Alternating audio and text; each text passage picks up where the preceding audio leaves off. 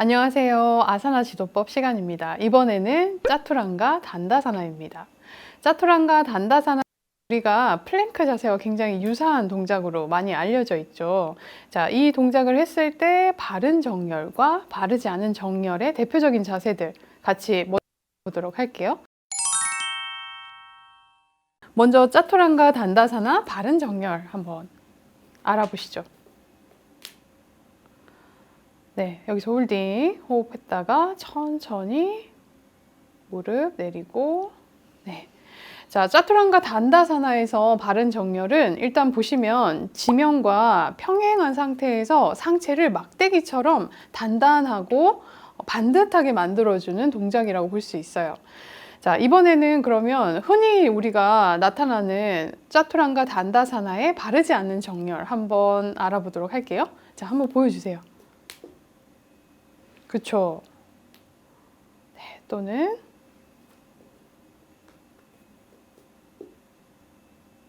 엉덩이가 이렇게 솟은 자세. 그렇죠. 천천히 내려가서 다시 테이블탑으로. 주로 나타나는 그 바르지 않는 정렬에서는 이 가운데 지점에 있는 엉덩이 복부 쪽이 지금 단단하고 이 반듯한 모양을 유지하지 않고 바닥 쪽으로 꺼지거나 또는 위로 솟는 그런 모양을 형성하는 걸 보실 수 있습니다. 자, 왜 바르지 않는 정렬이 나타날까? 여러분들 잘 알고 계시겠지만 이 짜투란가 단다사나 자세 또는 여러분들이 잘 알고 있는 이 플랭크 자세에서는 코어 힘이 중요하다라고 많이 알고 계시죠? 이 코어 힘이 단단하고 채워져 있지 않으면 이 상체와 하체 가운데 위치하고 있는 곳이 힘이 빠지기 때문에 바닥 쪽으로 꺼지거나 또는 위로 솟게 되는 모양을 보이게 됩니다. 자, 일단 우리가 물리적으로 봤을 때 양쪽 벽에 이제 우리가 실을 달아놨다고 한번 생각해 보세요. 네, 처음에 단단한 그 실이 점점 힘이 빠지게 되면 어디가 가장 축 처지게 될까요? 오랜 시간이 지나면서 양쪽 끝이 아닌 가장 가운데 지점에 힘이 빠지면서 축 처지게 됩니다. 그 이유는 힘이 처음에 들어가고 있는 양쪽 끝에서 가장 먼 지점이 점점 힘이 손실이 생기면서 힘이 빠지게 되는 거죠. 이 짜투란가 자세에서도 보시면 양손과 양발이 지금 단단하게 무게를 지탱해주고 있는 상태죠.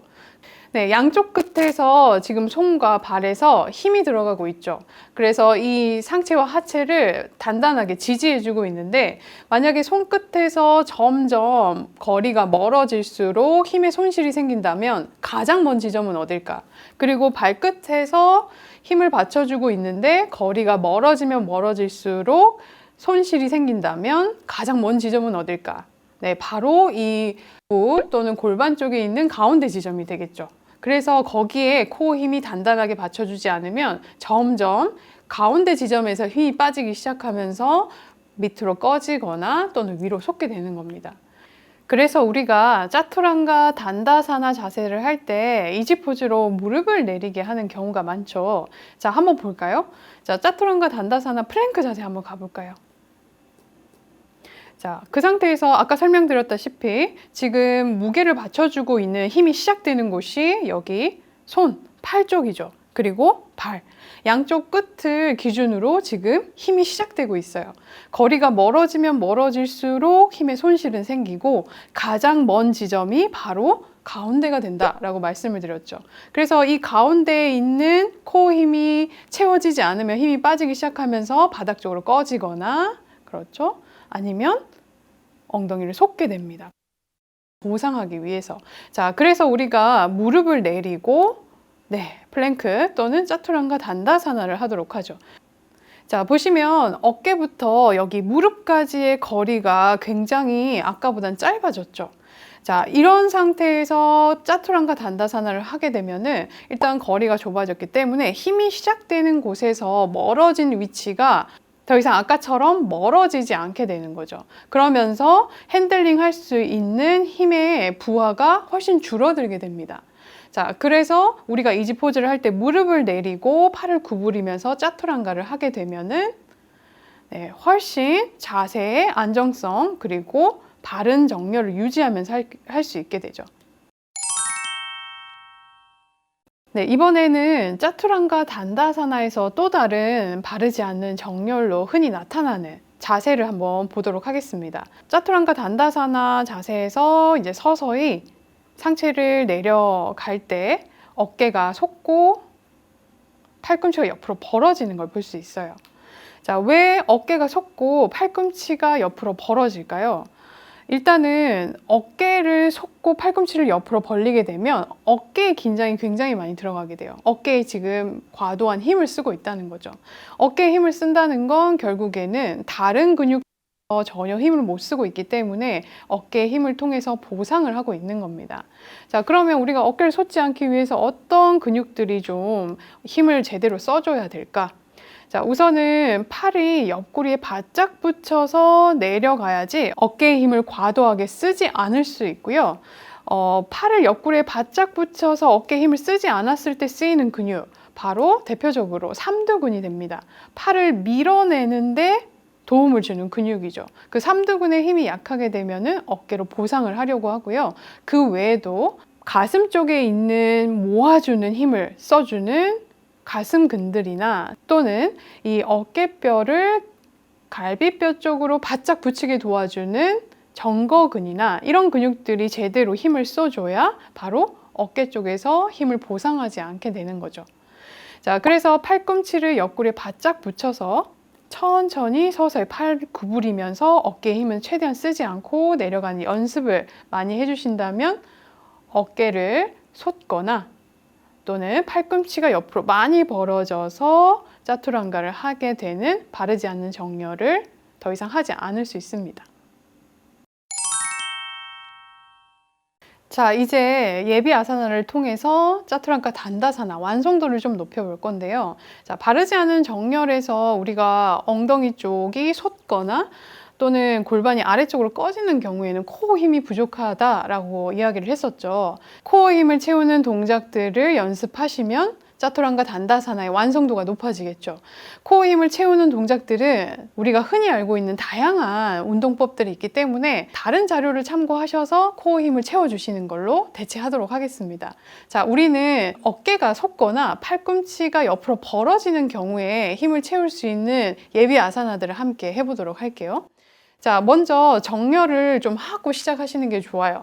일단 손의 위치가 중요한데요. 양손을 바닥으로 내렸을 때 어깨 아래쪽에 손목이 있을 수 있도록 합니다. 자, 이 기준선이 좀 애매하신 분들은 내 시선을 두고 그 아래쪽에 내 시선이 만나는 지점에 점을 하나 찍고 양손과 연결해서 삼각형을 만들어 보세요. 자, 그러면 그 삼각형이 정삼각형 정도가 됐을 때 어깨 아래 손목이 있다 라고 생각하시면 될 것 같아요. 자, 그러면 양손의 위치는 잡았고요. 상체의 위치도 어느 정도 잡혔겠죠. 자, 그리고 무릎의 위치도 중요한데요. 엉덩이 아래 무릎이 있는 것보다는 무릎이 살짝 골반보다는 좀 뒤로 가시는 게 좋아요.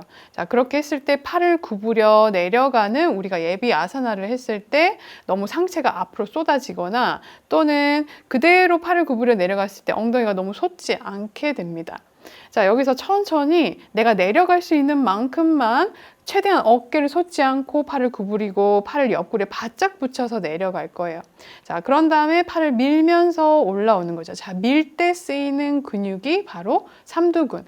우리가 약해져 있기 때문에 어깨로 보상을 한다고 했던 그 삼두근을 쓰는 겁니다.